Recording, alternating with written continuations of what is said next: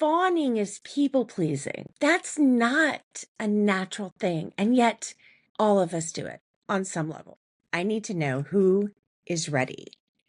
Drop a yes in your gut or a feral fox in the comments as soon as this premieres, because today, yes, today I am addressing the thing that all of you have been reaching out to me about. You're just so excited. I'm so excited.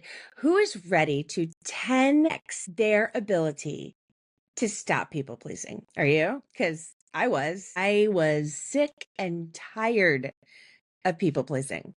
I was sick of it. I was sick of not feeling like I could set boundaries, not feeling like I could say no. I was sick of it. Is that how you're feeling right now? Listen, I need some fire in the comments today, because today we're talking about the fox, and the fox is the fawner of all of the survival instincts.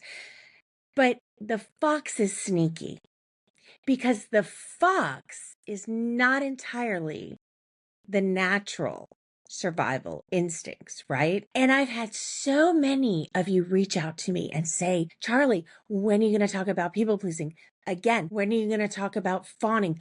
I'm a fox. I took the quiz. I know I'm a fox. When are we going to talk about this ridiculous thing that so many of us do? And it's the most frustrating because it's not a natural human response. Fight makes sense, right? You're going to save your life. Your brain wants to save you. Flight, you're going to run off. Your brain has decided you can get away in time. Freeze even is don't move, maybe the threat will walk by. But fawning is people pleasing. That's not a natural thing. And yet all of us do it on some level. I mean, listen, seriously, fire in the comments. Everybody does this. Everybody struggles with it. And it's time to be able to talk about it out in the open. So are you ready? Let's go. I'm Dr. Charlie Hornis, highly anxious people pleaser turned master certified professional life coach. Learning to manage my brain was so life-changing for me that I got certified so that I could teach these incredible evidence-based practices to you. Are you ready for massive change? Let's go.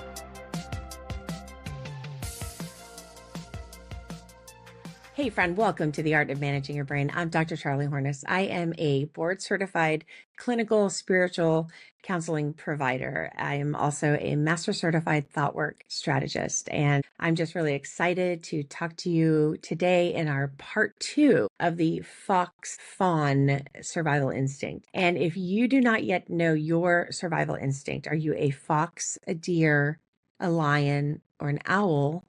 Then you need to take my quiz at charliehorniscoaching.com/quiz. You are going to get a preview of the new cinematic graphic art that I'm creating in some of my new products. And you're going to get one cheat sheet with just some really great actionable steps on it, nothing too overwhelming. And you'll also get a personalized video made from me just to you and your specific archetype, and you'll get those free once you take that quiz. Plus there will be a special offer right in there for you, but you have to take the quiz to discover what that is. So charliehorniscoaching.com/quiz. All right, who's excited? Today is the day. I need a yes in the comments when this premieres, because this is Fox Day. This is feral fawning day. This is people pleasing. And so many of you have reached out and said, Charlie, when are you going to talk again about people pleasing? When are we going to, get into this? And I get the DMs and I'm all for it. I'm here. Why? Because I was a huge people pleaser. Again, I'm a dominant owl, but boy, did I have a feral fox. Let me tell you. I mean, until you get the brain stuff, until you understand why we're doing what we're doing, why we need to get the approval of other people, what that's all about, it's beyond frustrating. It's beyond frustrating. And you ready? This is why so many have reached out, because people pleasing is truly one of the most frustrating things that we as humans do. It is. Why? Because it's not natural. It's not a necessarily natural instinct, just like, fight, flight, and freeze are, because those are things that protect you out in the wild, right? We see that in animals. We see fight, we see flight, we see freeze, like, chameleon who doesn't want you to see them. But I don't see monkeys, people pleasing lions, do you? I don't see that out there. When these social connections feel conditional, that's when your fox starts hustling for your worth. And you don't need to do that anymore because these things are conditional. Your fox is never wrong when it comes to the threat level as far as, is it existing? Yes. Is it something you really, really should be worried about? That's a conversation with your thinking brain, not with your fox. But when the connections feel conditional, which they are, your fox first and foremost makes you hustle for worth. Your fox doesn't do this because you lack confidence or self-esteem or, all the fill in the blank of all the ways you beat yourself up. But that's not what's happening. She's doing it because a system taught her certain things in a dysregulated, dysfunctional, convoluted system of what we're living in now, that you speaking clearly and having an opinion is rude because somebody along the way in your life decided with the words in their brain without thinking them through to tell you that you speaking your mind was rude, no more nice girl. And so now you have to be like, the complicit in silence nice girl because Judy thought you were rude.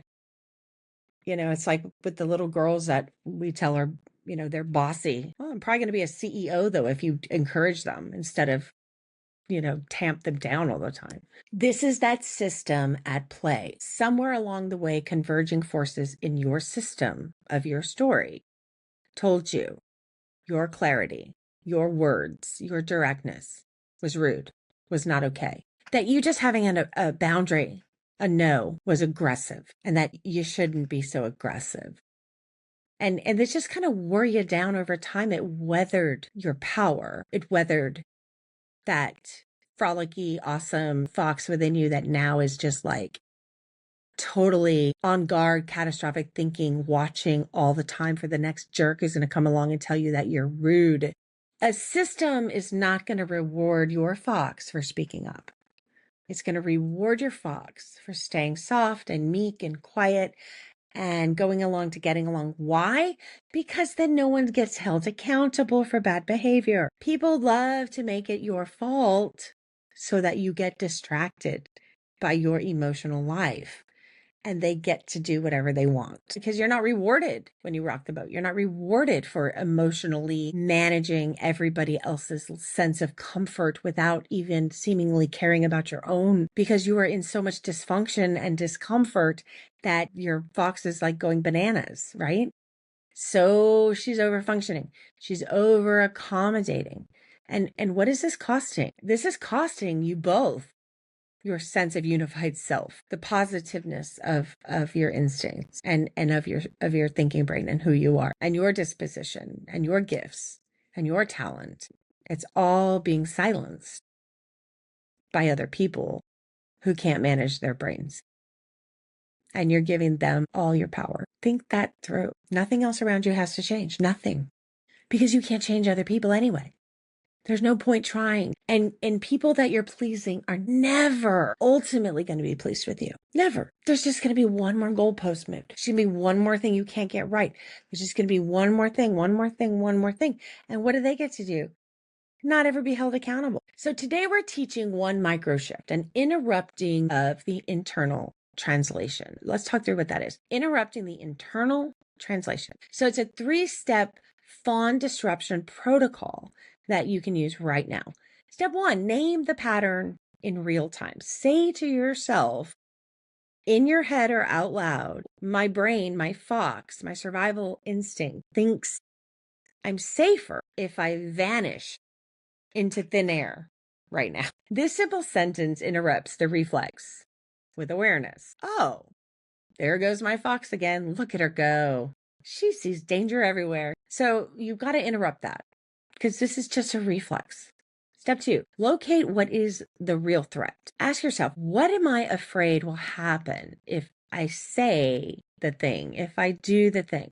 What's at stake? Ask yourself, what is at stake for me right now? Is it rejection? Is it embarrassment? Is it being labeled too difficult? You're worried about all of these different labels, right? And when we name this, we can see often it's an imagined threat. And not to say you're making stuff up. You are identifying to your fox. It's not life or death. And then when you do that, you defang it immediately, because you've engaged your thinking brain and you've processed it and you've said, is this really a threat? Am I really in danger? What is at stake? Can that person really do something to me? And do I have control over that anyway? And are they going to do it anyway? You know, people that are being ugly, you're not going to convince to not be ugly by being nice to them.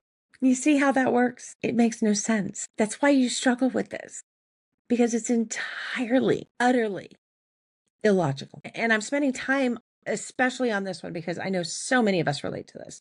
It's such a huge thing. Step 3, choose your truth over translating to everybody else's comfort. Say one thing without worrying how it comes out. Why do we care anyway? Because if somebody is that judgmental, if they're that judgmental, that is the first gigantic red flag that they're an emotional child and that they believe the words their brain yells at them all day long, to the point where they're going to open up their mouth and be utterly unkind to you, often for no good reason. And I probably say this every week, even if there is a good reason, like you screwed up something, it doesn't deserve dysfunctional and emotionally dysregulated, disproportionate responses to you. You're allowed to make mistakes. As long as you learn from them, you put the time in and you do better, right? But you're still going to mess up. You need to start to identify these people not as threats, but as absolute and total emotional children, because that is what they are. And if I had known that with the dude that would come in and scream at me in my office, to the point where I found myself at my bottom, and this was early in my career, and it never got better, screaming at me over a misprint in the newsletter, to the point of this happening so much. And I kept trying to please and please and please and please and get it right and get it right. Because I just kept thinking, if there's a problem, I solve the problem. I'm not an idiot. You want to knock somebody over into the R of my storm metaphor, the rupture, falling over into that threshold transgression of cognitive dissonance. How is it possible I can't get anything right, to the point where they're so angry that I'm hiding under my desk having what I thought was a panic attack, because I was done. I couldn't regulate my emotions anymore. And then after the system did that to me and I had no idea what was happening, I couldn't even help myself, right? There was this double violence of being told I just couldn't hack it. And that's not okay. And the more you try to please people that are doing this kind of crap, the faster you're drifting down that river from upstream to downstream into estuary, face first into Cat 5 level hurricane event of burnout. When you feel the pressure and the tug of war of having to please another person because you're not receiving approval for whatever reason, that's actually the red flag warning the hurricane is brewing, and it's got its eye trained directly on you. And you're not going to people please a hurricane, are you? No, you have no control over things outside of you. But once you understand what's happening, you have to have the how, the what, the why. What is it? Now you know. Now you just have to figure out, like, do that work and do that and, put that skin in the game, invest, learn how to manage your brain, which takes work, teaching. You need someone who's been there, done that. One more thing. Do not pad what you say. You can start practicing this immediately. Don't say, I was just wondering. Don't say, oh, no big deal if it's not. It's okay. Everything's fine. Don't worry about it. No, I want you to say your truth. No fluff and no pad. Say the sentence. Do it this week. That's your first assignment. It might actually sound like, actually, that deadline doesn't work for me. Maybe it sounds like, I have to disagree with that. Let it hang there. Trust me, they're more uncomfortable than you are. Maybe it sounds like, that just doesn't feel right. That just doesn't sit right with me. Done. Don't say anything else. And it's going to feel terrible. You know what's great? It's not so bad when you expect it to feel terrible. Suddenly it doesn't feel so terrible. You go, oh, that's what Charlie was talking about. Yeah, that sucks. But wait, let me kickstart my brain. Instead of worrying about how terrible I feel, let me watch how uncomfortable they are because they're emotional children. And then you can think to yourself, you and your fox can have a good laugh and say, what are they going to open up their mouth and say next? And think it's okay to say. I can't wait to see this one. It becomes a totally different situation.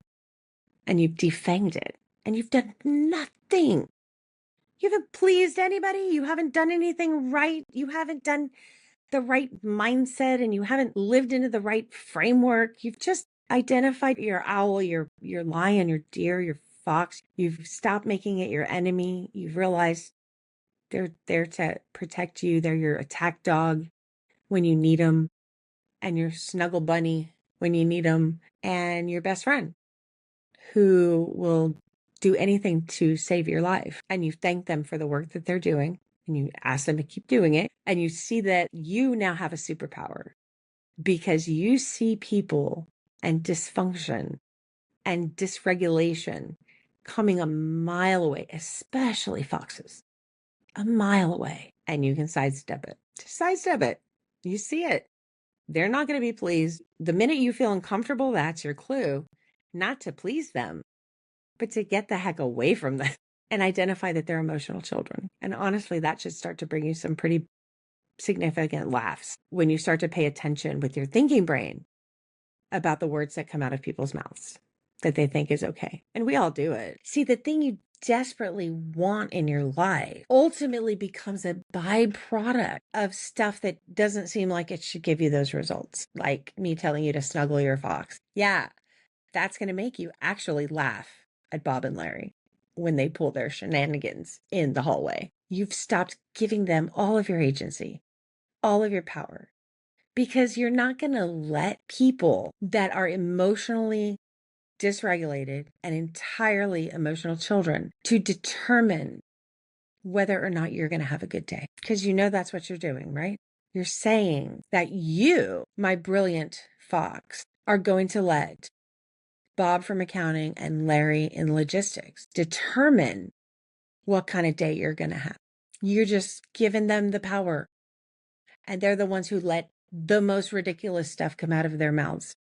Are those people that you want to trust with how your day is going to go? Are those people you want babysitting your fox? Then stop giving them that kind of power over you. And the only way to do that is by understanding the neurobiology behind it. That understanding that the more unkind and more ugly somebody can be is in direct proportion to the level of their emotional immaturity. And so the worse you feel, the more of an emotional child you're dealing with. And instead of going into the feeling, because it's hard not to, because it's visceral and physiological, it takes over everything, right? When you get amygdala hijacked, it sucks. But I'm telling you, it sucks. And I'm telling you what it is. And so when that happens, when you feel it, that, cascade of neurotransmitters, you can start to identify it and go, oh, that's the thing Charlie was talking about. Wait, I feel awful because I'm supposed to, because Foxy here has identified a threat and I'm not safe. Now, it's 2025 and no one's like going to take me out in the office because, Barb over there in HR is going to have a problem with that one, right? She always has a problem with that one. So that's not going to happen. But I'm still not safe. So let me identify what the threat is. Then what do? We do our 3 steps. Name it in real time. My fox has identified a threat. What's the threat? Interrupt the reflex with awareness. Now, with awareness comes significant failure and discomfort. That's part of it before you get to the place of comfort and building evidence that you can do it and that you will live. Because once you teach your brain you're going to survive it, yeah, it's all good. And then step 2, you locate the real threat. Where's the threat? Then ask yourself, what is it that I'm afraid will happen if I say what I really think, if I do what I really think, if I do the thing, say the thing, don't say the thing, don't do the thing, don't go to the thing, don't bring the damn cookies because you have a life and kids and whatever.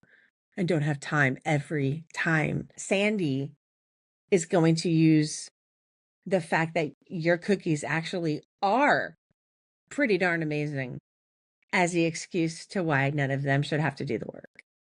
Now, what are you afraid is really going to happen? Rejection, embarrassment, difficult, all the stuff that I was saying, right? And then you need to choose one truth over translating yourself for someone else's comfort. We're spending 2 episodes on our fox because we've really just had such a huge outpouring of people interested in learning more about what it is and why they're people pleasing all the time. And I get it. It really sucks. And so now we're going to go into some teaching about what it is and how to deal with it. So I've got 3 steps for you. These are just, some micro teaching, give you some idea of, what we teach in the instant access digital courses and the more high ticket private coaching. That's an application only, but that can be found on my website. So we're learning about this micro teaching, the bigger lessons, and get some immediate payoff right now, because I need you to be able to have some achievable outcomes. And so the micro shift that we're learning is interrupting this internal translation, right? Because as we really dove into last week, and I really wanted to spend time on this because I need you to understand that when there's a threat detected, and it's not a life-threatening threat, it's social issues that we deal with now, interpersonal problems, dealing with other people, difficult situations, all of the above. And when we're doing this, what we're doing is we're translating what our fox is screaming at us. That is a danger. Even if it's not bodily harm, right? It doesn't equate to dead like it used to. We're translating that. We're excusing it. We're saying, why did I do that people pleasing again? Because your brain wanted to save you from a threat, instead of identifying that you have to interrupt the translation. Your survival mechanism is saying, you can't override this. This is going to keep you alive.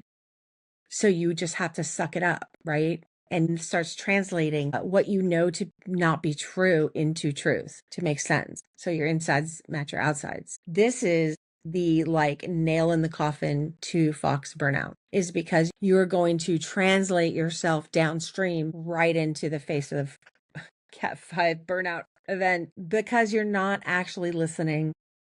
You're not allowing your fawn response, your fox, to be right, that you're not in a safe place, because you're probably not. She can pick up on it so much faster than you can. That's why you react so quickly, because all 4 of these are superpowers once you understand what they are. And once you can welcome them in as a new puppy, train them, bathe them, feed them, discipline them, be good parents to them. But you're the human. You're the parent. You're the one with the prefrontal cortex. Your fox doesn't have a prefrontal cortex to think. It doesn't have an evolved brain. It has an amygdala, which is like this big and really ruins your day. Something that big ruins your day. So you have to interrupt this translation. You have to stop telling yourself that what you're feeling isn't right. You have to stop saying that you can't trust yourself. It doesn't mean that it's actually a giant threat, but what it does mean is that you are not safe as far as hanging out with your best friend. My owl can spot unsafe people coming a mile away now, and I see it. And it's a warning in my system. I have the whole storm thing, right? But I have a warning system too. It's warning, watch, it's at your doorstep, smash you in the face. I'm no longer that person. Never going to be. Never want to be. Because all I did was hand my power to other people, emotional children, and then said, hey, let me know. Am I going to have a good day today or a bad day? Do you want to decide for me? Yeah, go ahead. Here you go. That's what you're doing. You don't have to do that anymore. Any moment you can change it. If you stick with this work, if you can go from that unawareness to awareness, right? And then we go to the practicing flying the plane. You're a student in the aerial view concept. And then you're a co-pilot. And then eventually we switch and you're flying your own plane. And then eventually you don't need people like me because you're doing it automatically. It's just a byproduct of the work, even though right now it feels like that's the goal. It's not the goal, but it's the result. I look back at it now and I was like, what was that? Why? And there's reasons. We can get into that, but I don't care. I manage my brain and I'm very aware you do not know how to manage yours. The nastier, the meaner, the uglier you get, the more of an emotional child I am aware that you are. That's what managing your brain is starting to identify when that happens, how it feels, get comfortable understanding it. And instead of hating it and running away from it or yelling at it or people pleasing it or just freezing and ignoring it, we can say, there's the thing, right? My fox has come out of his foxhole and he sees danger. And then we take over. We thank him. Thank you so much. I'm good. No one's going to eat me right now, but I am surrounded by a whole bunch of emotional children. So let's just hang out and see what they got to say. What you got? That's what my aerial view is. You get up over a system that's coming at you, a bunch of converging forces, right? And instead of standing there and yelling your affirmations into the hurricane that doesn't give a shit, you get in the plane with me and we get up there and I teach you how to fly over it. Totally emotionally detached most of the time. So there's always turbulence in the metaphor. That's okay. That's normal. But you're going to fly solo and you don't need people like me after you learn that. The reason I'm spending a lot of time on the fox's survival instinct is because it is the evolved one that deals with much more nuanced human behavior. And that's why it sucks so bad. Microaggressions are subtle and they're often unintentional slights or digs, real, good shanks they get in there that aren't always even intentional. And they communicate a hostility, a dismissal, or some kind of bias, typically against you, especially towards somebody's identity, their intelligence, their presence. Often it's about things they can't change about themselves, like their skin color, their gender, the culture they were raised in, the religion they were raised in, the country of origin or ancestors of origin. If you cannot take off their complaint like a shirt because they don't like the color you wear, then it's probably a microaggression. Somebody making a comment about your nose. Can't take that off like a shirt. But they smiled when they did it. Microaggression. Bingo. Also, if you can't take it off like a shirt and it makes you feel bad, microaggression. So they're not overt, which means they're not like in your face, right? They're traps. They're sneaky. They're deniable. There's like plausible deniability. That's not what I meant by that. You're just interpreting. You're inferring. I didn't say that. Yeah, you did. And they don't have to believe you, right? You don't need somebody to co-sign what you heard, what you know to be true, what you know to be a microaggression. That was just that ugly thing they said, right? And you can't take it off like a shirt. Therefore, they shouldn't be talking about it. Then when you even attempt to set a boundary or say that's not okay or ouch or, whatever it is that you want to say, and you want to be proud of yourself because you said the thing, and then they're like, that's not what I meant. That's why you make friends with your animal instinct, because she knows and you'll know too. You just have to learn how. Fortunately, that's what I teach. If you ever want to check out what we do have to go deeper into learning all of these things, a lot of that how to, just go to charliehornesscoaching.com/store, and any of our current offerings that are sort of out of our vault and available for instant online access, they will be there. And we always have new instant access on demand teaching courses, like little micro how-tos, step by step, because this stuff can be overwhelming at times. If you take it step by step, you'll be fine. We typically have our waitlist up at /masterclass/waitlist. So those two websites are where you can go and find the majority of what we have. We want to deliver this to you as fast as possible so that you can start living your best life as fast as possible. That's why this stuff is like instant access on demand. It pretty much takes you through step by step with some really great interactive workbooks. So if you're willing to do the work and make the investment in yourself and show up, there's all kinds of stuff up there for you to start learning. I encourage you to start with some courses right away. charliehornesscoaching.com/ story. So anyway, microaggressions. So they sound like you're so articulate for someone your age. You're intimidating, but in a good way. Wow, you're really driven. Do you even have a personal life? Or we need more women at the table, but not those kind of women. Comments like this, they feel like a slow exhale when you leave the room. Like it's a full body blow out of breath. They feel like a skipped eye contact in the meeting. They feel like a joke with a sting that lingers for a couple of days. Your idea is ignored, then repeated by somebody else and celebrated. This feels like being asked to smile, to soften your personality. I'll never forget. There was a woman minister down the street, down Broadway, outside the seminary in New York City. She was a straight shooter, and I really liked her. And I mentioned her to somebody at the school, one of the professors, and he said, "Oh yeah, she's got pointy elbows." And I was like, huh, I bet they don't say that about men. And she's probably been told to, soften her pointy elbows because she's like, you know. And I respected that. I thought it was very cool. And you're asked to stay more approachable. You need to be more approachable, right? See, you're fawning through them, and that's when you laugh it off. This is the translation. You know it's not okay. Your fox tells you it's not okay, but then you fawn through them anyway. That's when you laugh it off. You say thanks anyway, or you make a joke yourself just to keep things that are copacetic, right? Calm. But your nervous system isn't confused. Your fox isn't confused. It clocks that threat, even when your voice is smiling. So here are 3 additional protocol steps. How to exit this loop without going scorched earth. So again, it's not a mindset reset. This is not confidence building, boosting. This is not even about people pleasing. It really isn't. It's about your body trying to save your life, your fawn instinct, your fox is trying to save your life. But the problem is that now it's doing it on autopilot in rooms that aren't actually physically dangerous. So that's the counterintuitive piece of this. It thinks you're going to be dead, and you're not going to be dead, right? Now that's pretty extreme, but that's what the survival is about, is keeping you alive. That's why it kicks off in weird times, because it's confused.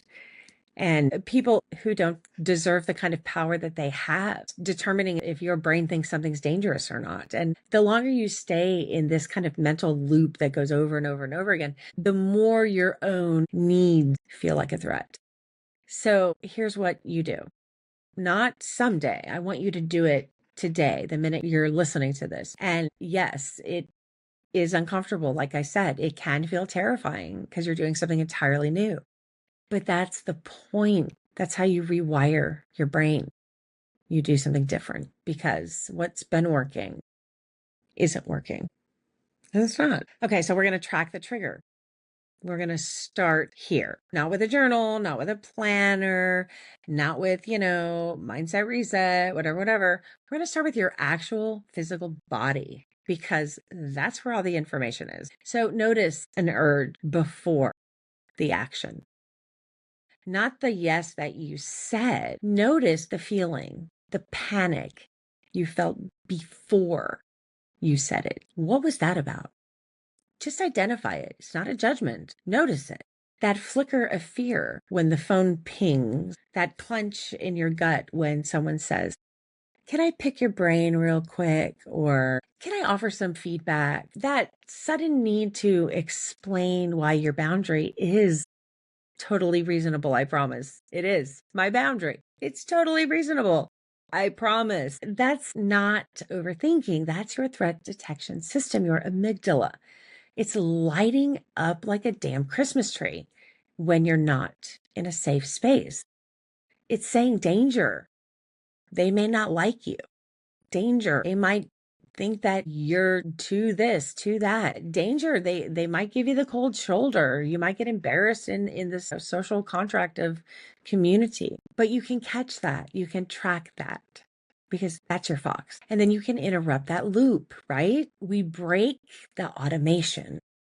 We break it. Breathe, for example, not for calmness. It's for consciousness. Then say out loud. You have to put it out into the world, murmur it into a bathroom stall. This feels unsafe. It feels unsafe. Microaggressions and all of that kind of really dysfunctional stuff feels entirely unsafe and awful, but you're not actually in physical danger. And you don't necessarily have to be in mental danger, spiritual danger, emotional danger, psychological danger, verbal danger, if you can learn to manage your brain, because that's the protection. That is, that is what's getting you off the shore when the hurricane is barreling right at you.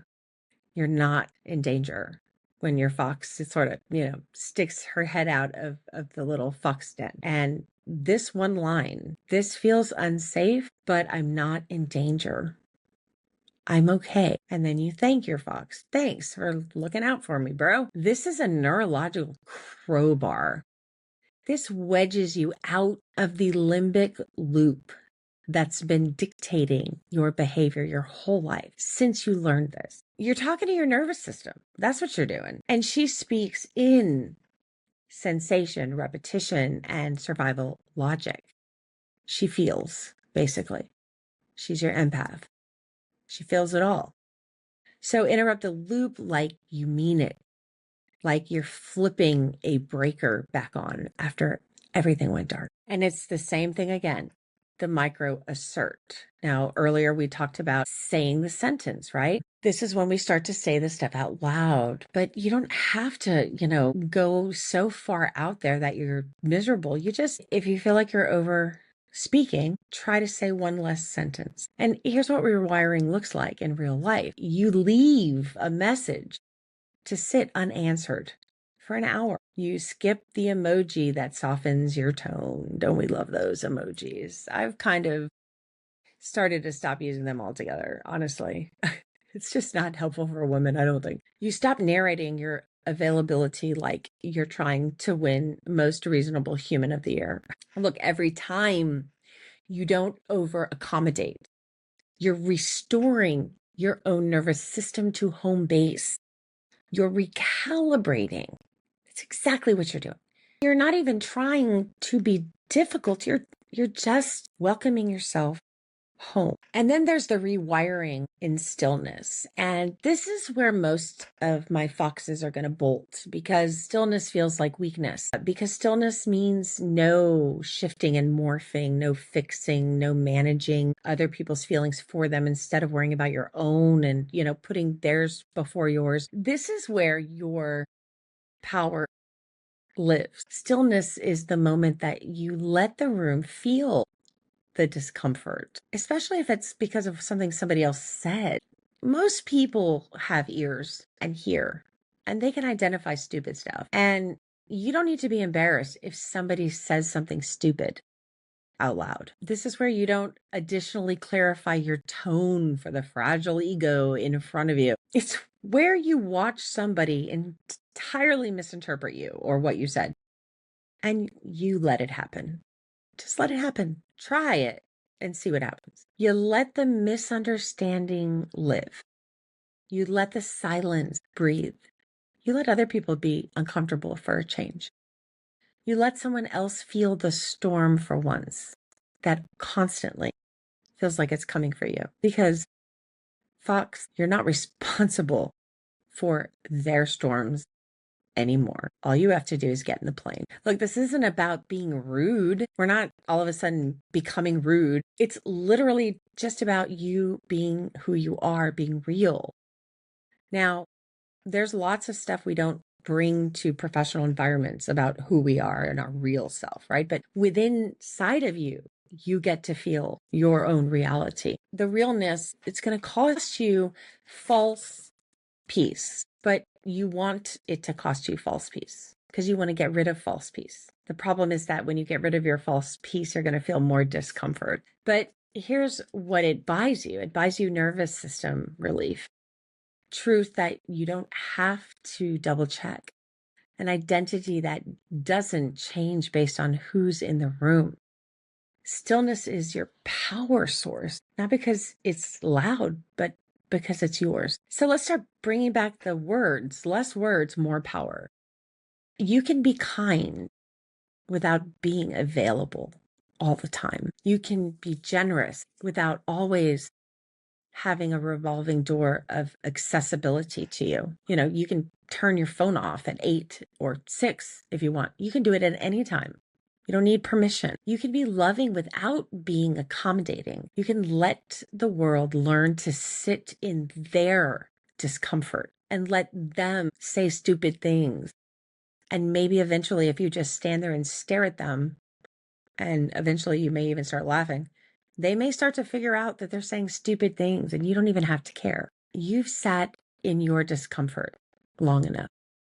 So let the system be confused. Let Bob from accounting not get the tone. Let Larry in logistics whisper. You're done editing yourself for survival because you're not in danger. This is not for you to soften. Stillness is your map out of the storm and into the aerial view. All right. And I do have some Q&A that I wanted to do on this, even if it's not your dominant. And again, go to charliehornesscoaching.com/quiz to figure out what your dominant survival archetype instinct is. And then one of these episodes is specifically for you. So here's our first question that we had. And if you want to go to charliehornesscoaching.com/ask, you can submit a question there. And as I'm able, I will do my best to get to them. I read every question that comes in, definitely. So these are real questions from people out there that are just like done with them. And you send them in. I read every single one of them. And if you're asking, that means somebody else is living this too. And remember, we all have one of the 4 archetypes. So at any time there's a group of 5 of you anywhere in public, there's probably another one of you who feels similar. Just be aware that if you're asking it, other people are probably living it too. So here's what came in after last week's part 1 of the Fox Fawn duo series. And what you really need to hear if you're fawning and fried and just now realizing that being agreeable is what's really starting to burn you out. That's where it starts for foxes. What if I don't realize I'm fawning until later? Then you're in the majority, like the rest of us, because that's kind of what happens when your thinking brain isn't working because your survival mechanism is kicked on. You're not thinking, you're not coding. So you don't even necessarily know what you're doing. Delayed awareness is what it's called. Delayed awareness is a feature of the nervous system. It's not a flaw. Fawning is just instinctual. Like I said, it kicks in before our logical brain even catches up, even logs what's happening. So you're not allowed to beat yourself up for this. Instead, after the fact, jot down the moment, what happened. Try to remember words that describe how you felt in the moment, because that's important because often we don't have words to describe the ways that we feel. What did your body feel like in the moment? And this isn't the fluffy whatever navel gazing, or this is like actual neuro rewiring in real time. That's what we're doing. And if you want to speed that up, if you want to train your nervous system to recognize micro threats before you respond and do it very quickly, then you need to learn how. I mean, you can try to do it by yourself, but you will do this so much faster than I did. You will do it so much more eloquently. You will do it so much more successfully. So this is some of what I'm going to be teaching in our brand new burnout equation masterclass. That would be charliehornesscoaching.com/store, where you can find what's available. How do I say no without sounding mean? I don't want to tell you how long it took me to learn that one. And this is one I still work on. I mean, this is maybe one of those for the rest of your life practices. But, first of all, no is not mean. That was the hardest thing I had to learn. Second, if somebody needs you to explain to respect your boundary, regardless of what it is, they never respected you in the first place. So say it with a warm tone. Don't surround it with padding and worry about what they think and no backstory. Just tell them the truth. Here's some options. I'm not available for that. I'm tied up. That's not going to work for me. That's not going to work for us. Thanks for asking. I can't commit right now. My favorite. That's just one too many cookies on my cookie platter. It's going to make them all fall off. But thanks for thinking about me. If that makes you anxious, I get it.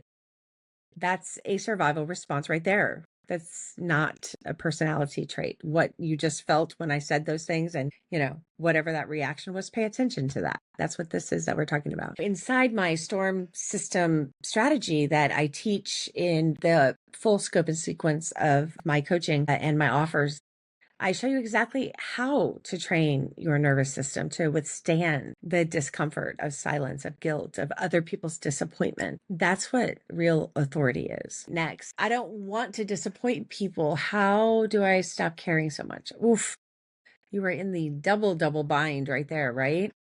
Look, you don't stop caring.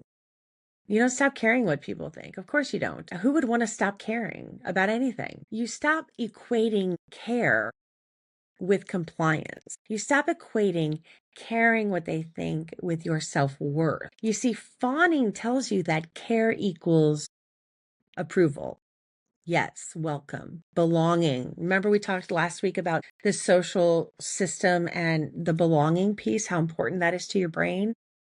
But real care is discerning. It's thoughtful. It's using your prefrontal cortex, your thinking brain. Ask yourself, is it aligned? Is it honest? Will I resent this later? If the answer is no, yes, you're not caring. You're giving in under obligation and pressure. We undo this in stages, but this is that level of converging forces, and pressure being the first one, those systemic forces of the S acronym. We undo it in stages, and that's what the aerial view means. And that's what that method is built for, teaching you to shift your identity without burning your life down. You don't have to. You just get up and see it from a different view. And you don't need to become somebody else. You don't. You just need to come back to yourself, who you are. And I can walk you through that step by step inside the masterclass that's coming. As of this recording, it is the burnout equation masterclass that is coming soon. All right. What if my job depends on me staying agreeable? Then you're already playing survival chess, my friend. You're not being nice. You're being strategic. So let's name it for what it is. There's a difference between calculated diplomacy and compulsive appeasing. Huge difference. One's a skill, the other is a trauma response. And the goal isn't to become defiant. It's just to become conscious in the moment, which is all any of us really want at the end of the day. Don't we say, I wish I'd said the thing in the moment? That's becoming conscious. That's when you can say the thing in the moment if you choose to. You don't have to. And you can choose not to, also in the moment.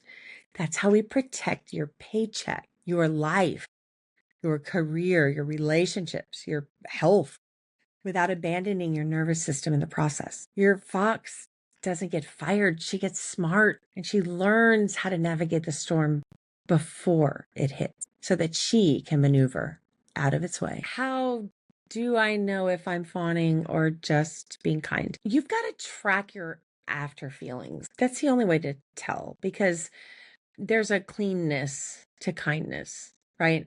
And kindness isn't fake niceness. People are worried other people won't think they're nice. See, that's self-centered and selfish. Your arrows are pointing inward and you care what people think about you, therefore you're nice to them. Kindness is actually doing stuff that's helpful to other people, right? And sometimes setting boundaries is kind. Sometimes saying no is kind, because sometimes someone's being a jerk and they need to be held accountable. Just like I would hope somebody holds you accountable if you're being a jerk, holds me accountable if I'm being a jerk. That's about the other person. That's about, I care about you. You're being a jerk. I want you to do better. You'll be happier. Same thing for me. I hope you would do the same for me, So kindness has a clean feeling. Fawning feels fake, like it's some other version of you. It's not the person you dream of. It's not the future self you want to meet. You already know that future self, and that's not it. So if you leave a moment feeling resentful, exhausted, depleted, anxious, or like you just gave away a piece of yourself, that wasn't kindness. It was camouflage. The difference isn't the action, it's the motivation. And if your motivation isn't correct, then it can really do a doozy on you. If you're unclear which one's driving you, it's time to learn how to decode your own nervous system. And that is what the burnout equation system will do for you. If you want to know when these classes are coming out, you need to be on my email list. That's /subscribe. So stop what you're doing. You can come back to me and go subscribe, because that is where all the jewels, the gems, and the online demand, instant access, everything. So mostly communicate with people through email. So you want to be on my email list. All right. Do you have questions about your own storm? Potential Cat 5 coming at you, Cat 1? Send it in. I read every single one of these. And you can do that at charliehornetscoaching.com/ask. All right. So, my friend, I need you to hear me right now. Okay. We're going to bring some fire. We're going to bring some preaching. Let's get some more emojis going in the comments. Let's show other people there's other foxes out there. You guys would be surprised how many there are if you will open your mouth and, drop the emoji instead of, lurking. But that's okay. I love you anyway. Look, your fox isn't a doormat. Your fox is a tactician, a shapeshifter, a fox who's mastered survival in a system that never wanted you to speak plainly.